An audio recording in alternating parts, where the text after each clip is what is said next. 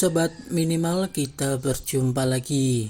Kali ini saya mereview anime yang berjudul Kinsou no Vermil episode ke-11, di mana episode ke-10 kita diperlihatkan Lolit ikut ujian tulis guna mendekati Alto lebih dekat. Penyamarannya akhirnya terbongkar karena salah satu petugas ujian tersebut menemukan mayat seorang peserta ujian di toilet. Pertarungan Lolit dengan Parans, Vermeil, dan Alto semakin seru. Namun, Lolit masih tetap kuat di antara mereka. Sampai-sampai Vermeil dikunci olehnya, sehingga tidak bisa menggunakan kekuatannya.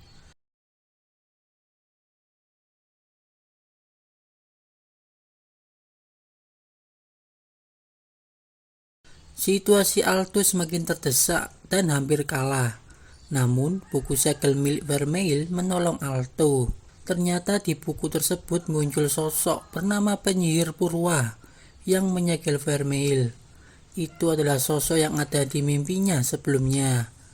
Ia menyegelnya atas permintaannya. Alto pun disuruh memilih apakah ia menerima segala konsekuensinya apabila ia menyelamatkan Vermeil. Alto dengan yakin mau menerimanya. Ia pun dibawa ke alam hati Vermeil, tepatnya 550 tahun yang lalu saat Vermeil masih kecil. Apakah Alto berhasil menyelamatkan Vermeil? Oke guys, langsung saja kita review animenya.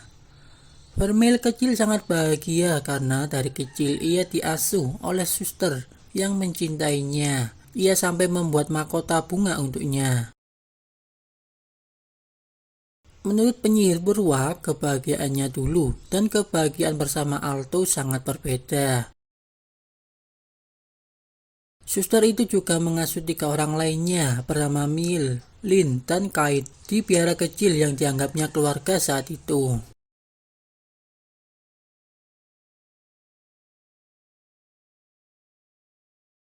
Ternyata hanya suster tersebut yang tahu bahwa Vermeil adalah iblis. Ia sampai membuatkan pandu di tanduknya agar orang lain tidak mengetahuinya.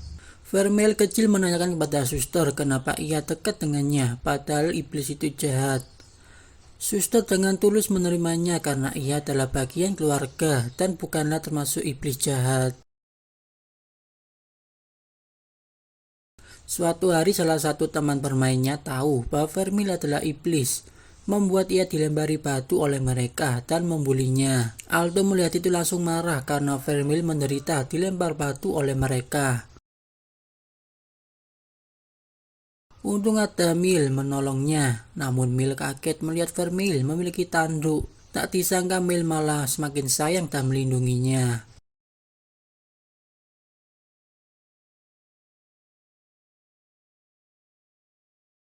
Gara-gara kejadian itu, warga di sana mengepung biara itu guna mengusir Vermeil karena warga di sana tidak mau tinggal bersama iblis. Di sisi lain, suster tidak mempermasalahkannya. Ia yakin pasti Tuhan menolong mereka.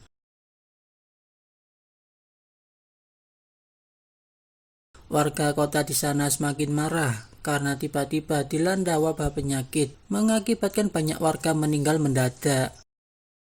Suster mendatangi warga kota itu, mengatakan bahwa ini tidak ada hubungannya dengan Vermeil. Vermeil hanyalah anak kecil yang baik hati. Ia tidak rela anak kesayangannya dikambing hitamkan karena ada wabah. Warga kota semakin tak terkendali. Dengan sedih, Mil memberi saran agar Vermeil pergi meninggalkan mereka supaya aman.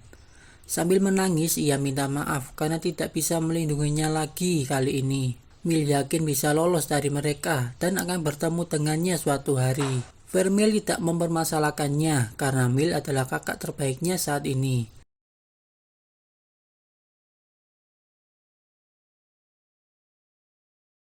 Setelah kabur, Vermeil sempat terjatuh dan kebingungan karena masih sedih meninggalkan mereka di sana. Warga kota juga masih menyisir seluruh tempat untuk menemukannya dan bersumpah menyiksanya karena telah memberi wabah di kota ini.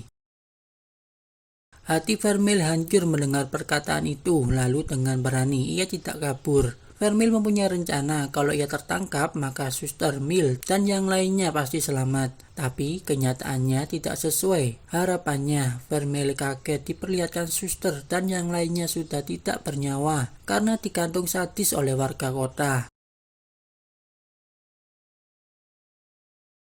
Vermeil begitu hancur melihat mereka dibunuh seperti itu. Warga kota datang meneriaki Vermeil agar dibunuh secara sadis. Vermeil masih teringat perkataan susternya bahwa ia adalah anak yang baik dan Tuhan pasti menyelamatkannya. Pikiran Vermeil semakin terguncang antara suara teriakan warga dan perkataan susternya. Akhirnya dengan penuh amarah, Vermeil berubah menjadi monster iblis yang membunuh seluruh warga yang ada di sana. Penyihir purwa menjelaskan kepada Alto bahwa betapa mengerikannya bencana yang ditimbulkan Vermeil saat itu. Itulah kekuatan sesungguhnya Vermeil. Dan ini hanyalah awal dari kesepian dari hidupnya. Selama 200 tahun ke depan dan sampai ia disegel di buku itu, ia akan terus dikenang sebagai malapetaka terdahsyat bagi umat manusia. Penyihir purwa menanyakan kepada Alto apakah sudah yakin akan benar-benar melindunginya. Alto dengan yakin langsung menemui Vermeil kecil itu dan memeluknya.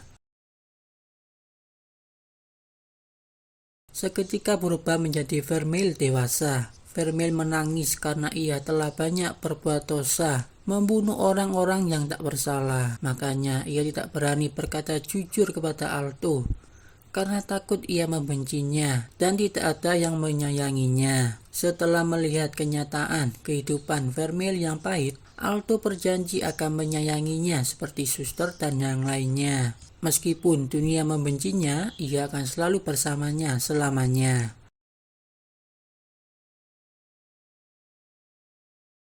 Setelah ciuman, rantai yang mengikatnya hancur dan kembali ke tempat semula.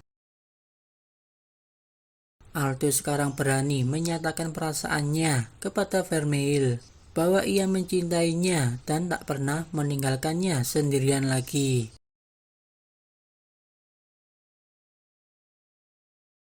Oke guys, sekian review dari saya. Jangan lupa subscribe, like, share, dan komennya untuk video terbaru selanjutnya. Terima kasih.